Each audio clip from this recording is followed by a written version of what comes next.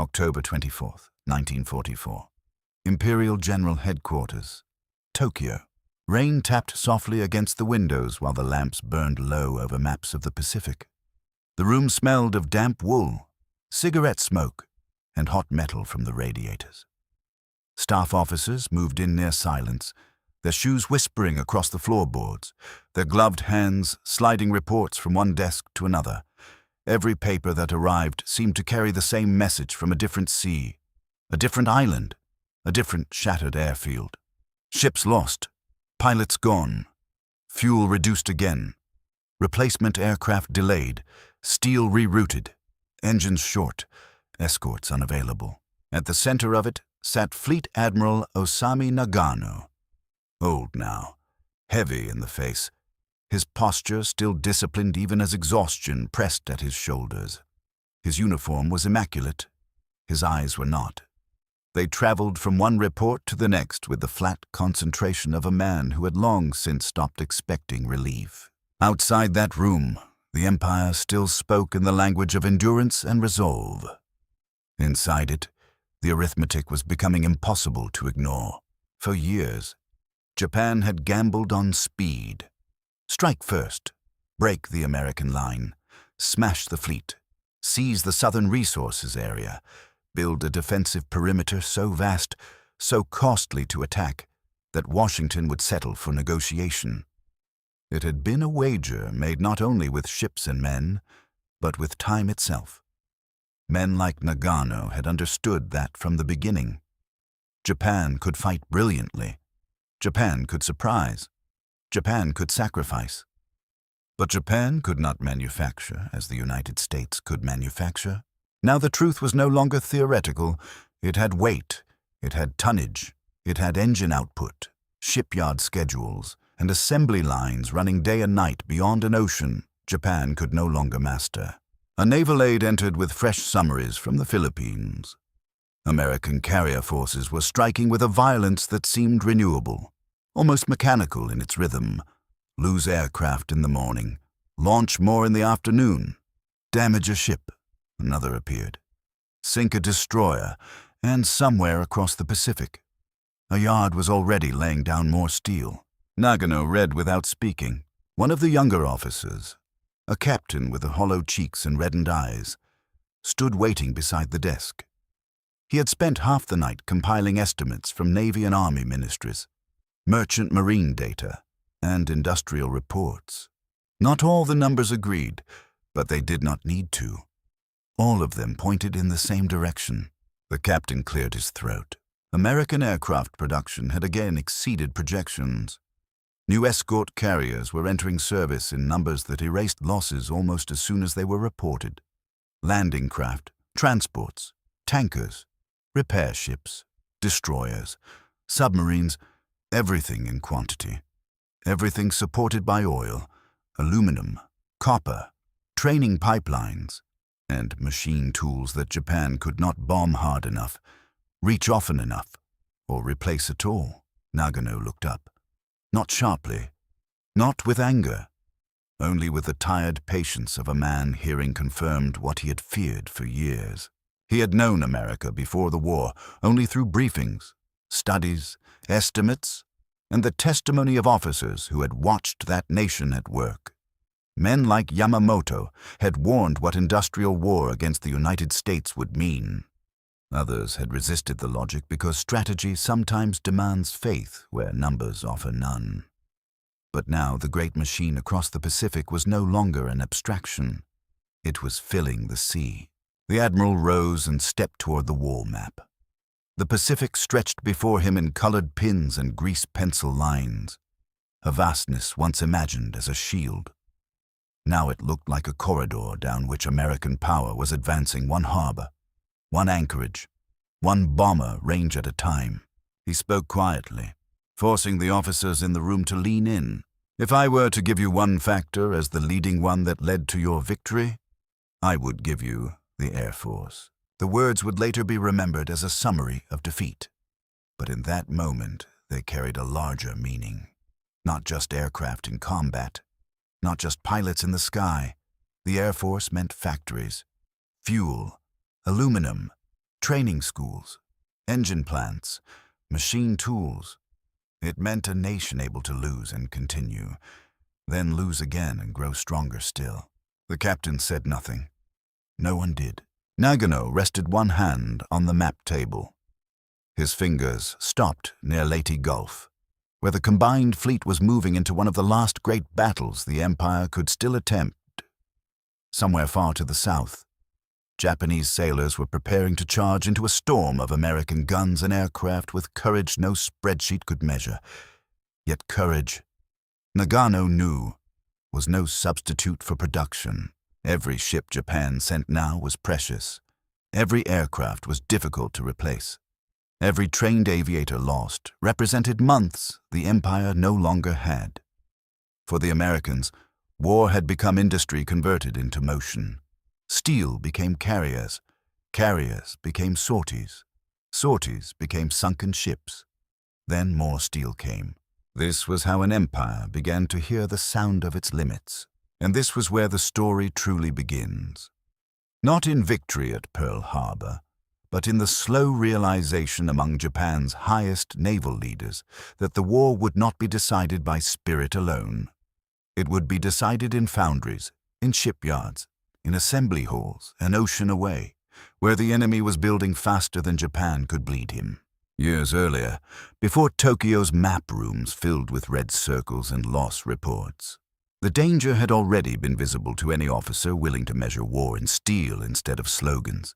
In the late 1930s, Japan's naval planners studied the United States with a mix of respect, envy, and dread. America was distant, politically divided, and not yet fully armed. But beneath that surface stood an industrial base so large that it distorted every strategic discussion. Its shipyards stretched along two oceans. Its factories could turn civilian industry into military production with terrifying speed. Its oil flowed in abundance. Its steel output dwarfed Japan's. Its automobile plants, engine works, and machine tool industries were not merely larger. They existed on a scale that made comparison painful. The Imperial Japanese Navy had always understood that if war came, it could not be a long war. That fact hovered over conference rooms in Tokyo like invisible smoke. Men in dark uniforms bent over procurement tables and shipbuilding charts, counting hulls, gun calibers, fuel reserves, and aircraft stocks. Behind every argument about doctrine stood the same unspoken premise. Japan had to strike hard, strike early, and create a battlefield situation so costly and so discouraging that the Americans would choose compromise over reconquest. Fleet Admiral Osami Nagano, then serving at the highest levels of naval command, lived inside those calculations. He was not a dreamer. He was not one of the younger, hot-blooded officers intoxicated by abstract destiny. He was a bureaucrat of war in the most dangerous sense, a man close enough to the machinery of state to understand what Japan possessed and what it did not. He knew the empire had fine ships, excellent torpedoes, skilled aviators, and crews drilled to a razor's edge. He also knew those strengths existed inside a fragile economic structure. Japan imported much of what modern war required. Oil most of all, iron ore, bauxite, rubber, and other strategic materials had to come by sea. If those arteries were cut, the empire would begin to suffocate. Even success would consume resources at a punishing rate. Failure would be ruinous. Across the table from men like Nagano stood officers such as Isoroku Yamamoto, who made the matter even plainer. Yamamoto had seen the United States more closely than most. He had studied there. He had watched its industrial culture, its scale, its appetite for production. He understood not merely the size of the country, but the tempo at which it could mobilize once committed. He warned, again and again, that Japan could perhaps run wild for months, maybe longer, but could not guarantee victory in an extended conflict. Those warnings were not romantic. They were numerical. An American loss in ships could be replaced. A Japanese loss might not be. An American pilot killed in action could be replaced through a broad training system fed by immense fuel supplies and manufacturing capacity. A Japanese aviator represented a much rarer investment, harder to reproduce and easier to lose forever. A damaged American battleship might go to a repair yard with ample cranes, spare parts, and dock space. A Japanese ship, if damaged far from home, might sit idle for want of industrial support. Still, strategy often moves forward not because doubts are absent, but because alternatives are worse. By 1941, the embargoes were tightening. Oil reserves were shrinking. Army commitments in China continued to consume men and material. The Southern Resource Zone beckoned with its promise of petroleum, rubber, and ores. But seizing it meant war with powers Japan had not yet fully faced. Once that road opened, the empire would either expand violently or retreat politically. Retreat was almost impossible to imagine inside the culture of the leadership at that moment. So the debate narrowed. If war with the United States could not be avoided, then perhaps boldness could compensate for weakness. Destroy the Pacific Fleet, cripple American naval power in the opening blow, seize defensive bastions across the Central and South Pacific, fortify them, bleed any counterattack white, shock Washington into accepting a negotiated settlement. It was the logic of a gambler forced to bet because he could not afford to fold. Nagano was part of that world of decision, that narrowing corridor where industrial inferiority became the mother of strategic audacity. Japan did not choose short war because it preferred elegance. It chose short war because long war meant exposure to mathematics that could not be argued away. Then came December the 7th, 1941. Pearl Harbor brought fire, smoke, twisted steel, and the sudden feeling in Tokyo that the impossible had been made real. American battleships burned in the harbor. Japanese carrier aviation had performed with stunning precision. Across Asia and the Pacific, Japanese forces advanced with a speed that seemed to vindicate every bold assumption. Hong Kong, Malaya, the Philippines, the Dutch East Indies, fortress after fortress shook under the pressure. The empire appeared unstoppable. In those first months, victory itself became dangerous. Success can muffle the sound of old warnings. It can make structural weakness look like temporary inconvenience. Reports from the front carried triumph. Newspapers glorified the Navy and Army. Maps in staff offices were redrawn with astonishing frequency. To many, the gamble seemed less like desperation than genius. But men like Nagano could not afford that illusion for long. Even in triumph, each operation consumed fuel, aircraft, shipping space, trained mechanics, replacement pilots, and merchant tonnage. Every conquest widened the perimeter that had to be supplied and defended. Every new base required construction materials and labor. Every transport convoy needed escort ships Japan could scarcely spare. Every successful landing deepened dependence on shipping lanes vulnerable to eventual attack. The empire was winning ground while accumulating burdens. At first the Americans seemed stunned. Their fleet had been struck. Their positions in the Western Pacific had been broken. Yet beyond the horizon, the industrial engine was already waking. Contracts were being signed. Slipways were filling. Old production lines were being reconfigured. New workers were entering factories in numbers Japan could not match. Machine tools began giving shape to the future. One engine block, one wing spar, one hull plate at a time. Tokyo could not yet hear the full roar. But it had begun. In private, among officers forced to think beyond headlines, the anxiety remained. A victorious spring in 1942 did not erase the original imbalance. It only purchased time, and time was the very commodity Japan could spend least carelessly. For Nagano, the war was never only about fleets meeting on open water. It was about whether Japan could transform early tactical brilliance into a strategic result before American industry converted its latent power into overwhelming mass. That was the race from the beginning. Not just ship against ship, but shipyard against shipyard. Pilot against training pipeline.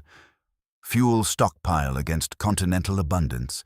And as the months passed, the race began to slip. June 4th, 1942. North Pacific waters near Midway Atoll. Before dawn, the carriers turned into the wind, and the flight decks came alive under dim blue lamps. Mechanics crouched over engines with oil on their hands.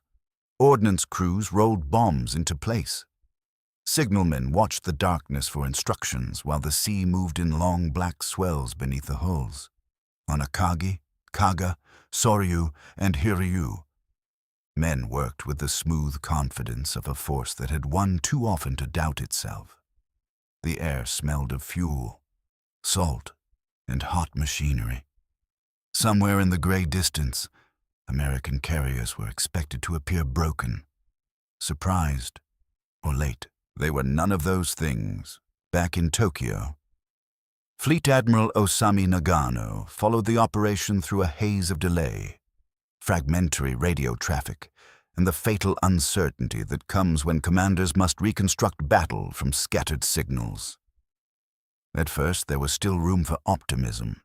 Midway was meant to draw out the surviving American carriers and destroy them. It was supposed to complete what Pearl Harbor had begun, a decisive battle, carefully prepared, executed by the finest naval aviators in the world.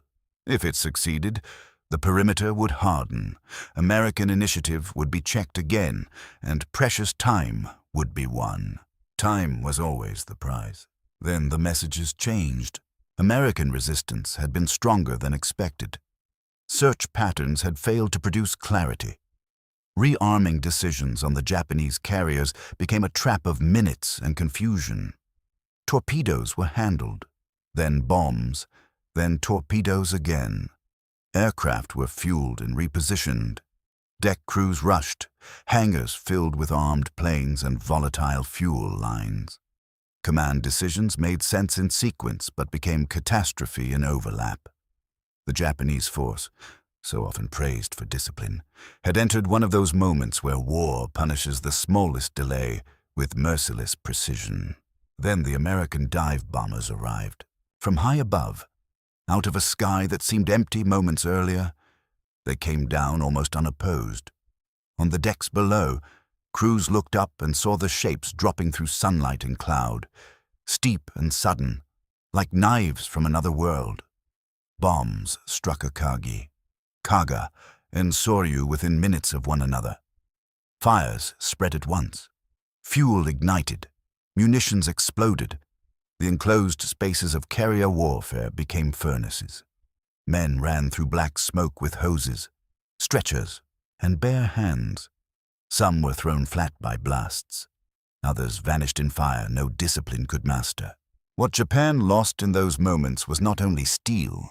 The carriers themselves were irreplaceable enough, but so were the air groups, the trained deck crews, the mechanics, the squadron leaders, and the institutional experience carried inside those hulls. Japan had built a naval aviation arm of extraordinary quality. It had not built a system capable of restoring that quality quickly after disaster. When Hiryu struck back and damaged Yorktown, it brought a brief, desperate pulse of hope. But by the end of the battle, Hiryu too was burning. 4 first-line carriers were gone. The men lost with them included some of the most seasoned aviators in the Imperial Navy. Midway did not destroy Japan's fleet in one blow, but it shattered the illusion that superior skill and offensive spirit could indefinitely compensate for limited industrial depth. Nagano understood that before many others were willing to say it aloud. In meeting rooms afterward, the maps remained in place, the staffs still saluted, and memoranda still used the language of resolve. Yet behind every discussion lay a question that could no longer be postponed. How many losses like this could Japan absorb? One answer was already clear: far fewer than the United States. An American carrier sunk in 1942 was a grave setback. A Japanese carrier sunk in 1942 was an injury to an entire combat ecosystem.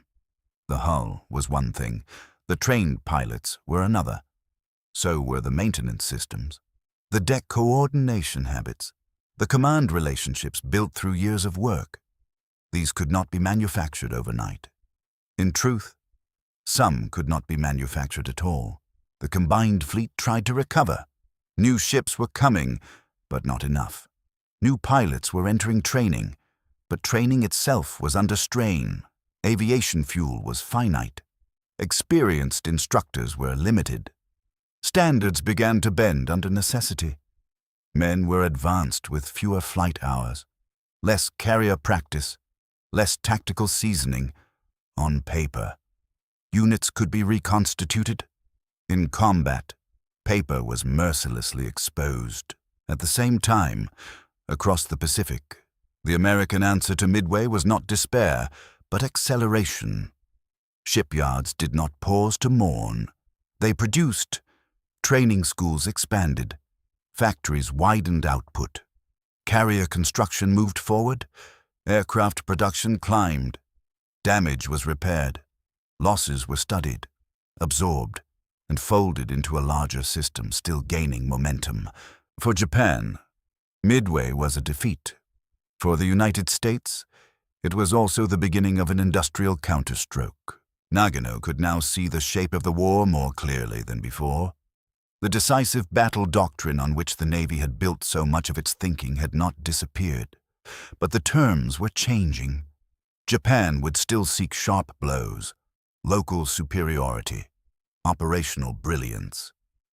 Yet every month after Midway favored the side that could replace material faster, train crews more broadly, move fuel in larger volume, and sustain losses without strategic paralysis. The old gamble had not yet failed completely. But after Midway, it was no longer a gamble taken in confidence. It was a gamble taken in awareness. And awareness is often the loneliest stage of defeat, because the truth arrives before the collapse does. By late 1942 and into 1943, the war began to change its sound. In the early months, Japan had heard the war in carrier engines, naval gunfire, and the sharp triumph of sudden offensives. Now another sound emerged. Distant at first, impossible to bomb into silence, it came not from one battlefield, but from an entire continent. Riveters, presses, drop hammers, welding arcs, locomotives hauling steel, assembly lines moving in rhythm through day and night. America was turning its industrial strength into military force at a rate that no Japanese planner could watch without dread. Tokyo received the evidence piece by piece. Intelligence summaries described new ship launches with unnerving regularity. Reports from the sea counted more American escorts, more transports, more fleet oilers, more destroyers, screening convoys that seemed to multiply instead of shrink. Pilots returning from combat spoke of larger air groups, thicker fighter cover, and replacement aircraft that appeared as though losses did not matter. Submarine reports observed traffic patterns that suggested not scarcity, but abundance. Merchant routes carried troops, fuel, ammunition, food, trucks, bulldozers, radar sets, spare engines, bombs and men, not in desperate trickles, but in organized streams.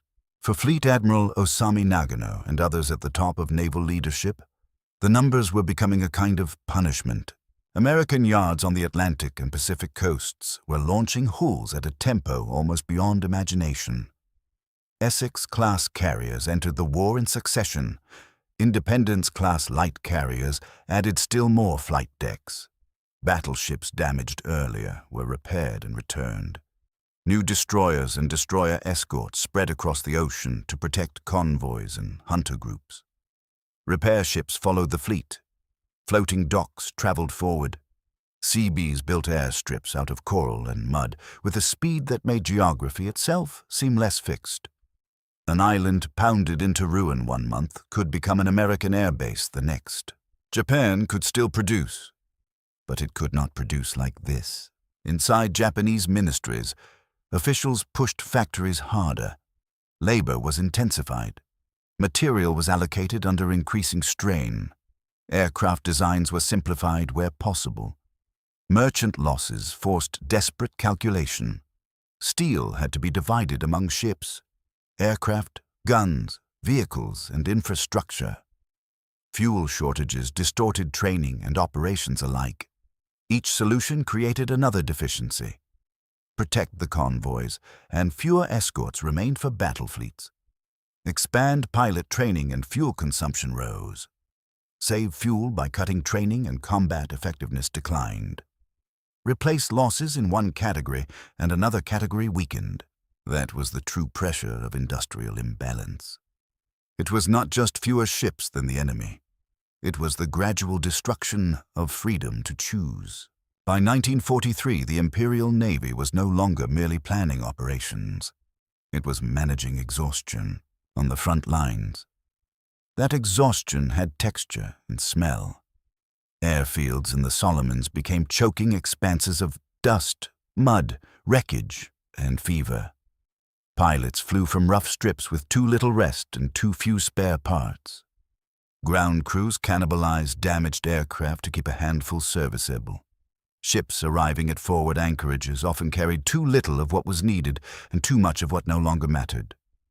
Ammunition might be present while replacement mechanics were absent. Fuel might arrive without adequate escorts for the next run. Radar was limited. Transport capacity was strained. Barges and destroyers ran supplies into zones where American aircraft increasingly owned the daylight. Everywhere, the same cruel ratio appeared. American systems were getting stronger as Japanese systems were getting thinner. In Washington and at the shipyards, industrial war did not rely on elegance. It relied on repetition. Build more, train more, repair more, ship more. The United States did not need every weapon to be perfect if enough serviceable weapons arrived everywhere at once. A damaged carrier could be repaired. A lost aircraft could be replaced. A unit mauled in one campaign could be rebuilt while another took its place. The machine had depth. Japan's military culture had long prized quality over quantity, spirit over mass, decisive battle over attrition. Against weaker or less prepared opponents, that formula could be devastating. Against an enemy whose quantity was married to improving quality, it became a trap. Nagano saw that the balance was no longer slipping in theory. It was slipping in monthly reports. Aircraft production figures were especially bitter. American output surged to levels that transformed the air war. Fighters, bombers, patrol aircraft, carrier aircraft, trainers, transports. The categories blurred into one overwhelming fact. The United States could fill the sky faster than Japan could empty it. American pilot training, though uneven at times, was supported by fuel reserves and industrial resources so deep that the system could expand without immediately breaking. Japanese aviation, by contrast, depended on ever more constrained fuel and a shrinking reservoir of experienced men. In conference rooms, no officer needed to say the most painful sentence aloud. Everyone could read it in the tables. Losses that had once been accepted as severe but manageable now had strategic consequences. A squadron lost in battle meant not only dead pilots, but reduced future capability, fewer instructors, less combat experience in the next formation, and more pressure to send half-trained replacements into conditions that devoured them. A destroyer sunk on escort duty meant weaker convoy protection, greater merchant losses, less oil reaching home islands, and still less training for the next group of pilots. Industrial weakness linked every wound to the next one. This was when the phrase later associated with Nagano gained its darkest meaning. American victory was not simply the product of courage in battle. It was the product of industrial power made mobile through air and sea. The Air Force, in this sense, was the visible edge of a much larger blade. Behind every American aircraft overhead stood fuel refineries, aluminum plants, engine factories, training fields, and ship convoys carrying bombs and spare parts across oceans. Japan fought the aircraft it could see, but it was being crushed by the industrial structure behind them. And still the war went on. Japanese sailors still sailed, pilots still climbed into cockpits, crews still loaded guns on ships that would not return. That is what makes this stage of the war so haunting. The men at the top were beginning to grasp that the enemy's strength was becoming self-renewing, while their own was becoming self-consuming. Once that realization sets in, every order changes character. Through 1944, the war stopped resembling the kind of contest Japan had prepared to fight. The Imperial Navy had been built around the image of a single great decision at sea, a climactic encounter in which skill, torpedoes, night fighting, and courage would tear the heart out of an approaching enemy fleet. But by the time American forces drove across the Central Pacific and returned to the Philippines, the decisive battle had changed shape. It was no longer one fleet seeking another across open water. It was a system of production, logistics, training, repair, and air power rolling forward with such mass that each Japanese act of resistance looked increasingly like an isolated gesture against a tide. At sea, American task forces now moved with a density that stunned Japanese observers. Carriers did not appear singly, vulnerable and rare. They appeared in groups, screened by layers of destroyers, cruisers, battleships, submarines, and support vessels. Their aircraft rose in waves. Fighters swept ahead, dive bombers and torpedo bombers followed. Search planes ranged outward. Radar warned of attack. Combat information centers processed the battle in ways Japan could not fully match. When ships were hit, damage control teams fought with doctrine, equipment, and training refined by hard experience. When aircraft were lost, replacements arrived. When pilots were killed, more came through the pipeline. Japan could still strike, but it could no longer strike enough. In staff rooms in Tokyo, Fleet Admiral Osami Nagano and others confronted the brutal maturity of the imbalance they had feared from the beginning. The problem was no longer simply that America had more industry. It was that American industry had now translated into operational dominance. The factories had become fleets. The fleets had become constant pressure. Constant pressure had become strategic suffocation. The Philippines campaign made this visible in merciless detail. For Japan, the defense of the Philippines was not just another operation. It was tied to the survival of the empire's remaining war economy. Oil from the south had to pass through waters increasingly hunted by American submarines and aircraft. If the sea lanes failed, fuel would collapse. If fuel collapsed, training would collapse further. Fleet operations would become fantasy. Aircraft might exist on paper while sitting useless on the ground. Ships might survive in harbor while lacking the means to sail. So the Navy prepared one more massive gamble. Operation Show gathered what remained of Japan's striking forces into a desperate plan to attack the American landings at Leyte. Surface groups would converge from multiple directions. Carrier forces, now weak in aircraft and veteran crews, would be used in part as decoys. Battleships, cruisers, and destroyers would charge into waters swarming with enemy aircraft in hopes of breaking into the invasion anchorage and destroying transports. It was a plan born from necessity, courage, and exhaustion all at once. The sailors who sortied knew the odds were changing against them before the first shell was fired. On board the great battleships and cruisers, men moved through steel passageways lit by dim battle lamps. Shell hoists clanked. Gunnery crews checked breaches and sights. Signalmen watched the horizon.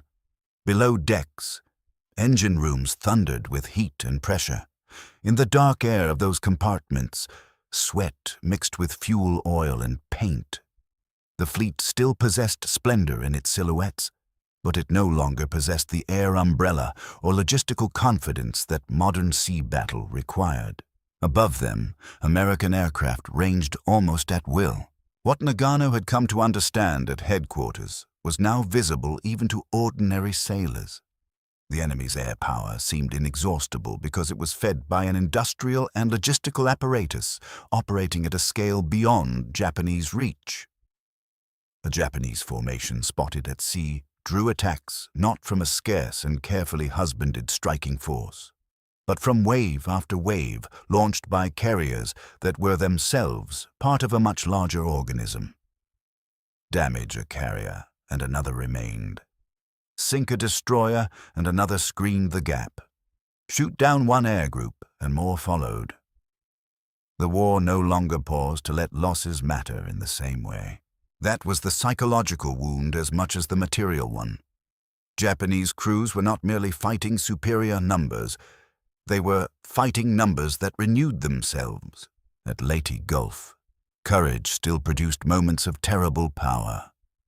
Japanese surface ships fought fiercely, guns flashed across dawn and daylight seas. Shells struck home, torpedoes ran. American escort carriers and destroyers off Samar faced odds that should have doomed them, and the battle turned chaotic enough for bravery on both sides to become almost unbearable to read. Yet even there, in one of the war's most dramatic naval actions, the larger truth remained unchanged. Japan could still produce shock. It could not produce permanence. Each loss after Leyte hit harder because replacement had become nearly abstract. Pilots were now often rushed through abbreviated training. Fuel shortages robbed them of practice hours. Carrier aviation had withered so badly that flight decks still afloat could not be used with their former skill. Ships that survived battle might wait for repairs that came slowly or not at all. Merchant sinkings tightened every shortage. American submarines worked like knives in the supply arteries of the empire, turning industrial weakness into physical starvations of the fleet. Nagano, old and seasoned enough to look beyond individual operations, could see that the war had become an unequal contest between depletion and regeneration. Japan was depleting. America was regenerating. That was the heart of what he meant when he later spoke of the leading factor in American victory. Air power mattered. Yes, but air power on this scale was not just pilots and planes. It was the visible proof that you are around. Industry had achieved a tempo Japan could not interrupt. The sky over the Pacific was filled by factories thousands of miles away. Every bombing run, every fighter sweep, every anti-shipping strike carried the force of assembly lines, refineries, transport networks, and repair depots standing behind it. By the end of 1944, even the language of many Japanese decisions had begun to change. Plans were still dressed in the formal language of operational art, but the substance underneath was often sacrificial. The empire was no longer maneuvering toward victory in the old sense. It was searching for a blow violent enough to impose hesitation on an enemy that had stopped hesitating. No such blow came, and as the year closed, the realization hardened into something colder than fear. The Americans were not simply stronger, they were stronger every month the war continued. September 1945. Tokyo Bay. The warships at anchor seemed to fill the water to the horizon. Gray hulls stood in ordered lines beneath a late summer sky, their masts, antennas, and gun turrets rising above the bay like an iron forest. Launches cut white wakes between them. Signal flags stirred in the wind. On deck after deck, American sailors moved with the calm efficiency of men standing inside victory, so complete it no longer needed to shout. The air carried salt, oil, paint, and the low industrial hum of engines, generators, and winches. Even at rest, the fleet looked alive, as if it could begin another war by simply turning into the wind. For Japanese officers who saw it, the sight was more than humiliation. It was confirmation. Fleet Admiral Osami Nagano, by then a figure from the old order, had lived long enough to watch the argument resolve itself in steel. The question that had haunted Japan's naval leadership before Pearl Harbor. The question whispered behind briefings, estimates, and strategic memoranda no longer belonged to theory. Could Japan defeat a nation with the industrial power of the United States in a prolonged war? The answer lay around Tokyo Bay in armor plate, flight decks, radar arrays, landing craft, tankers, and supply ships that seemed to have no end. The empire had not lacked bravery.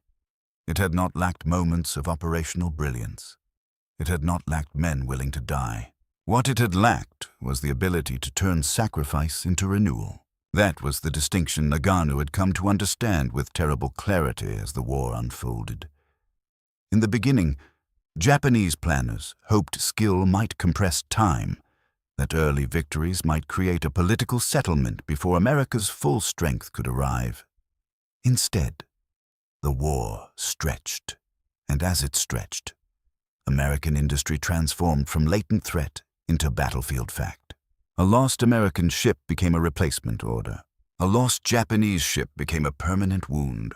An American pilot killed in action was mourned, then replaced through a training system backed by fuel, aircraft, instructors, and airfields spread across a continent. A Japanese pilot killed in action was often a fragment of experience the Navy could not truly restore. An American landing force battered on one island could be reinforced, resupplied, and carried forward by another wave of shipping.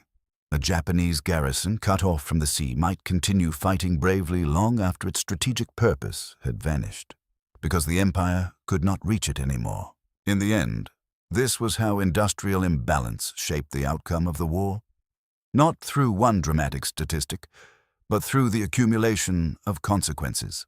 American shipyards built carriers faster than Japan could sink them. American factories produced aircraft faster than Japan could destroy them. American oil and logistics sustained training, repair, movement, and mass deployment on a scale Japan could barely imitate for short periods, much less sustain over years. The production gap became the environment of the war itself. For Nagano, that truth sharpened across each campaign. After Midway, it was visible in the loss of irreplaceable carrier strength. In the Solomons, it appeared in the struggle to feed and supply men under relentless air attack. In 1944, it took form in the sky over the Philippine Sea and Leyte Gulf, where American air groups seemed to arrive from an endless reservoir. By 1945, it was absolute. Japanese cities burned under bombing. Fuel shortages crippled operations. Pilot training had withered. Merchant shipping had been gutted. The fleet that once dreamed of decisive battle had become a collection of stranded or doomed remnants. And still the leaders of Japan had to reckon with one last and bitter realization. They had known this danger from the start. Not every officer accepted it equally. Not every faction weighed it honestly. But the possibility was there in the pre-war studies, in Yamamoto's warnings, in the Navy's insistence on quick decision, in every strategic plan built around a short war. They understood, at least in outline, that once American industry fully engaged, Japan would be forced into a contest it could not win on material terms. Yet nations at war do not always stop when they recognize the abyss ahead. Sometimes they move forward because domestic politics, military culture, strategic commitments, and the momentum of prior choices make retreat feel even more impossible than disaster. So Japan kept moving. It struck Pearl Harbor. It expanded. It fought with astonishing ferocity. And with each month, the war continued. The industrial equation tightened around it like wire. This is what gives Nagano's later statement its enduring force. When he pointed to air power as the leading factor in American victory, he was speaking not just of dogfights and bombing raids, but of the industrial civilization that made such air power possible. He was identifying the visible arm of a deeper strength. American aircraft with a sharp edge the Japanese sailor saw overhead. But behind those aircraft stood foundries, refineries, training schools, assembly lines, ship convoys, and repair bases. The plane diving from the clouds was only the final expression of a national productive capacity Japan could neither match nor neutralize. In that sense, Nagano's observation was not merely a comment on tactics. It was an admission that modern war had become a contest of systems, and that Japan's system had reached its limits long before its soldiers and sailors had exhausted their willingness to fight. The final tragedy is that bravery remained abundant even after possibility had run out. Young pilots still climbed into underfueled aircraft. Destroyer crews still took stations at guns with no illusion of parity. Mechanics still worked over engines they knew might not return. Staff officers still drafted plans in rooms where the arithmetic had already turned fatal. Human courage continued long after industrial defeat had become unavoidable. That is why the story matters, because it reveals that empires do not fall only when armies break. They also fall when reality outruns the strategy on which their victories were built. Japan entered the Pacific War, hoping shock, speed, and sacrifice could offset material inferiority. Osami Nagano lived to see the opposite proved. The United States did not simply outfight Japan, it outbuilt it, outrepaired it, outtrained it, and outlasted it. By the time the truth stood assembled in Tokyo Bay, there was nothing left to debate.